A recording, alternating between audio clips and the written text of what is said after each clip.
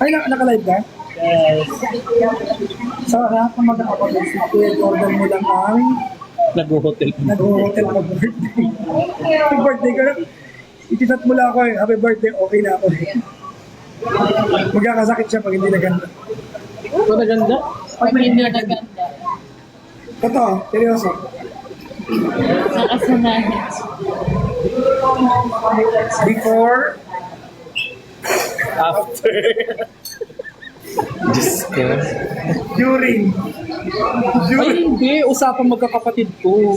Pag ampun ka lang.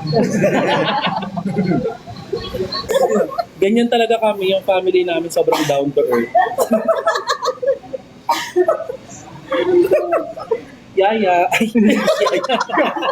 Mama, sorry. Sabi ko, Ay, ikaw na, sampal talaga. ikaw na sampal. Ikaw na, sampal ka talaga. Sampal ka ng ano. Akala ko mayordoma namin. Magkakala ka, Jeff. Nabiyos ako na, sampal ng Pasko. Sampal, umiyak. Umiyak. Sabi ko, yan. Sobra yung ano, tinamaan. Uwi siya. Ay, nako guys, iyakin yung driver namin. Yan, boss nyo. Yes. Hahatid na sila mami sa Bulacan. Hindi, ipok muna sila, Jovan. Bakit sila hahatid sa Bulacan? Masyado nang masikip ang Manila para sa kanila. Sino nag-receive mo? Bakit? Ay, siya ba? Sabi ko, huwag ka muna mag-social media. Kaso, parang si Kayla kasi career-oriented. Parang gusto niya magka-work agad. Kaya, sabi niya, gusto niya kumita. Kaya sabi ko, sige, mag-YouTube ka. Pero huwag ka masyadong active sa mga FB, Instagram. Kasi, dyan yung mga palitan ng comments, may mga mag-PM sa'yo. So, syempre minsan, baka hindi mo kayanin yung pressure. Tapos babae, di ba? Baka, so, pinoprotektahan ko lang din siya. Pero syempre sa YouTube, wala namang personal dun eh. Kumbaga, contact masyado eh, comments lang eh. Kaya at least kahit paano. So, ayun, follow nyo na lang siya sa kanyang YT channel. Meron naman siya eh. Ayun.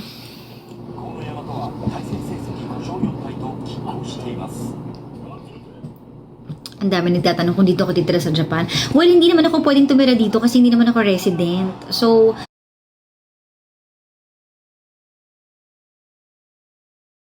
siguro, stay lang ng matagal, ganun. Depende, kung may trabaho naman akong mahahanap dito na for good na ako, why not, di ba? Hindi mo naman pwedeng tanggihan yung opportunity, di ba? Pero ngayon, kumbaga, part-time influencer pa din ako. Part-time influencer ba tawag doon? O para full-time nga. Hindi ko alam eh. So, ayun, yun lang. Nakakamiss pa rin naman ng Pinas, kahit magulo, kahit toxic, masaya pa rin naman ng Pinas. So, for sure, babalik at babalik pa rin naman ako. Hi, Ading Gwen. Thank you sa mga nagsisend ng dumadami yung viewers natin sa TikTok ha. Pag intriga talaga, gustong-gusto niyo malaman yung mga sagot. Sige, tanong pa kayo bago ako magpaalam at hanggat kaya kong sagutin. Pag may mga tanong kayo na hindi ko kayang sagutin, I'm sorry, ibig sabihin, hindi ko kayang sagutin, hindi ko masasagot para tahimik na lang ang buhay. Ganun lang. So, kung ano lang yung kaya kong sagutin, ha? Hi, Miss I. Thank you sa gift. So,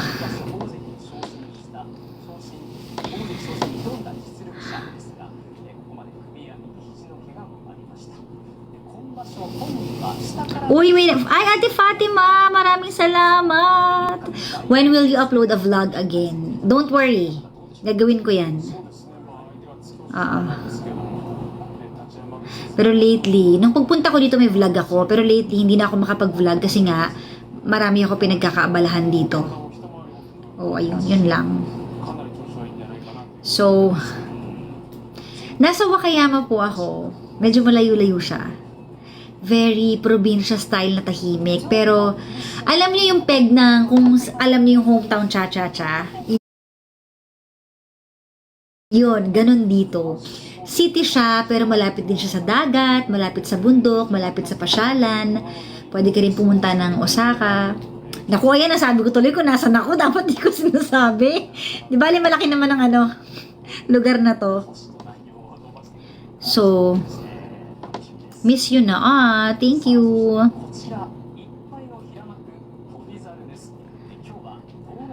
Who take care sa kids mo? Okay naman po sila. Lola po nila. Wala namang sadako dyan sa tinutuluyan mo. Uy, huwag kayong manakot. Alam ko naman uso sa Japan yung ganun. Yung mga pinsan ko nga nag-ghost hunting daw sila dati eh. Marami daw dito. Oo. Takutan na ba to? Takutan portion. So, ayun. Ano pa?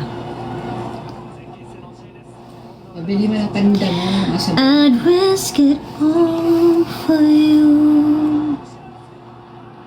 Order na. Kasi ako din nagturo ng kanta na to sa kanya, yung Risk It All. DJ, please eat. Ano please eat? Bakit please eat? May issue na naman yung mga basher. Ay, naku, hayaan nyo na sila. Mapapagod din sila. Tsaka, sila lang yung nahihirapan sa ginagawa nilang issue. Diba? As long as sila yung nahihirapan. Wala, sila. Ano nang balita kay Bea? Akala ko tuloy yung kasal niya. Bakit parang hindi? Ako naman chismis sa inyo. Anyari? Your son is no longer, hindi na do artista si David. Yeah, sad to say, mula yung kanyang kontrata sa Sparkle at ibang mga cast na yung pumasok sa GMA, hindi na siya ni-renew. So, yun yung lowest point naman ng life niya. Ganun talaga, no? Kahit anong gawin mo, kahit anong galing mo, pag di ka na kailangan, pag wala na, madali ka talagang palitan. Yan yung mga bagay na madaling palitan, madaling alisin sa trabaho, yung ganyan, material things, kung ano man, diba? Kaya ang hirap. So, ayun. Nagko-concentrate siya ngayon sa pag-aaral niya at sobrang busy niya. Last night, nag-chat siya madaling araw, sabi niya, Mika, I love you so much. Sabi ko, oh, ayun. Miss ko na din sila.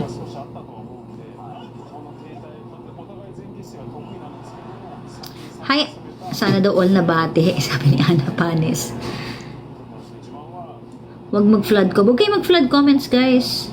Bea's wedding, can't continue. Ano daw? Tuloy ba yung kasal ni Bea? Anyari? Ako, na-intriga ako kasi sabi andun na daw sa Spain. Tapos ngayon naman, nasa Pilipinas daw yung lalaki. Tapos may mga nagko-comment na di mo siya kawalan. So bakit, ha? Ano ba talagang totoo? Nakakalito na rin mga chismis Si Bato ka nasaan? Sabi ni Mami, nasa na daw si Bato.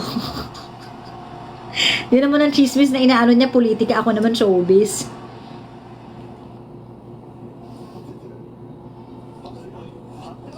I-block ko doon yung fladder. Hindi ko na makita. Malabo kasi mata ko eh. Hi, Tita Cathy. Hazel Grace. Sabi doon Hazel Grace na nanonood. Hoy, Hazel! Hazel Solinap, may utang ka pa sa akin. Asa na yung video natin ng sumasayaw ng mga bata pa tayo? Oo, yung karamba. For sure, magte-trending yun sa mga supporters ko and fans ko. Yung karamba. Hanapin mo na, bigyan mo ng time kahit one day lang. Dali. Tapos Hazel, pag uwi ko ng Pilipinas, mag-reunion naman tayo kung sino man yung classmate natin at natitira, na nasa Pilipinas pa. Wala na si Badet, nasa US na eh. Sayang nga eh. So Hazel, mag-organize ka naman ng mag-organize ka naman ng natin, kahit coffee lang, ganun, kahit saglit lang. Marami na akong time kasi wala akong work. Mag-organize ka naman ng mga ganun sa mga classmate natin, ha? Hazel, ha? Magaling ka naman sa ganyan, eh. Kasi si Hazel yung top 1 namin lagi sa school before, eh.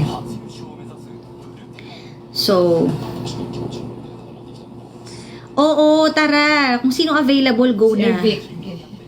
Si Ervic daw, namimiss ni Mami. Favorite niya yung si Ervic eh. Talent ko yun eh. Kasi talent daw niya yun dati. Actually, pag nagkikita kami ni Ervic, ang lagi niyang tinatanong sa akin ni Ervic, kumusta si tita? Siya yung laging tinatanong. Si Julius, lagi din kami nagkikita. Tayo, Hazel, di pa tayo nagkikita. So, ayan. Sad, di ka na talaga babalik sa radyo. Siguro hanggang doon na lang talaga yung era ko sa DJ. Ayoko na mag-close ng doors.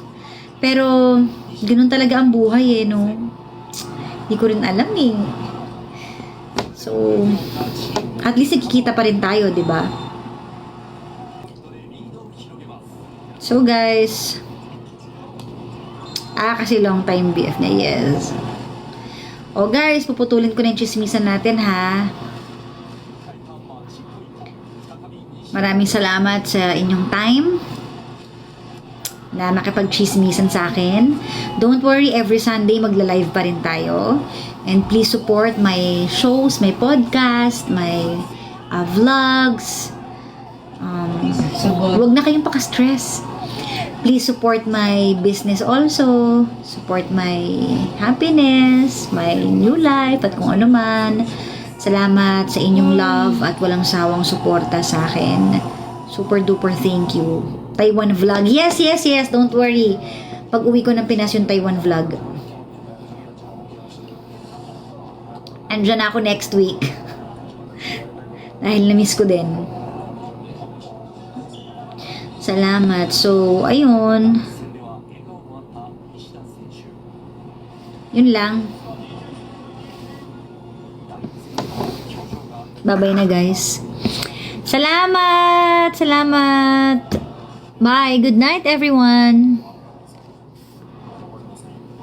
Oh, bye na TikTok world, ha? Okay na ba kayo?